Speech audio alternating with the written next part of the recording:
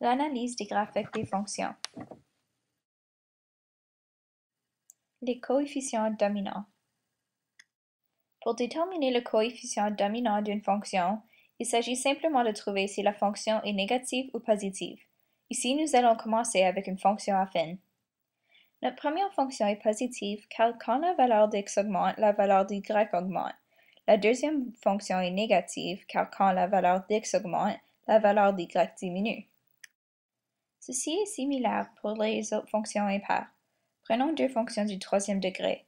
Ici, nous savons que la première fonction est positive, car elle va dans la même direction qu'une fonction affine positive. Si tu es visuel, ça peut t'aider si tu dessines une ligne droite qui suit la fonction. C'est la même chose pour la deuxième fonction. Elle est négative car elle va dans la même direction qu'une fonction affine négative. Une fonction positive va alors avoir un plus imaginaire au début de son équation et une fonction négative va avoir un moins. Continuons avec les fonctions paires. Une fonction du deuxième degré va suivre la forme d'un sourire si elle est positive et si elle est négative, elle va avoir la même forme que la bouche d'une personne qui boude. C'est donc facile à se souvenir et c'est la même chose pour les autres fonctions paires. Le comportement à l'infini. Voici le symbole de l'infinité. Le comportement à l'infini représente où que la fonction n'arrête pas de continuer d'augmenter ou diminuer et qui continue donc à l'infinité. On peut voir que la première fonction a un comportement à l'infini positif et négatif pour l'axe des x et l'axe des y, donc dans toutes les directions. Il faut mettre un signe de moins pour représenter l'infinité négative. Les fonctions impaires ont habituellement un comportement à l'infini dans toutes les directions, mais les fonctions paires ont habituellement un minimum ou un maximum pour les valeurs d'y au lieu, comme celle-ci. Les minimums et maximums. Les minimums et maximums sont les sommets ou creux dans une fonction et sont le point le plus bas ou plus haut possible pour les valeurs d'y.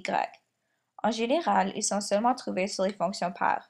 Par contre, les deux types de fonctions peuvent avoir des minimums ou maximums locaux qui sont des sommets et creux dans la fonction, mais ne représentent pas le point le plus bas ou plus haut possible pour les valeurs d'y.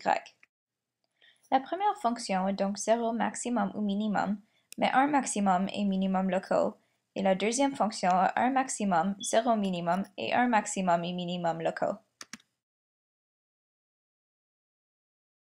Les intervalles positifs et négatifs. Pour déterminer les intervalles positifs et négatifs, il faut regarder aux intervalles qui sont séparés par l'axe des x. Les intervalles sous l'axe des x sont négatifs et celles au-dessus sont positives. On écrit ces rapports avec des signes d'inégalité pour les valeurs des x.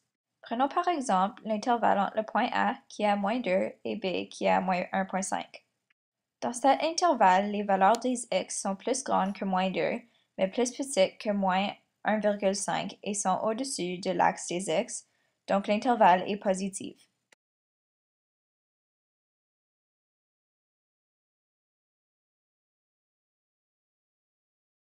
Cette fonction était impaire, mais on fait la même chose pour les fonctions paires.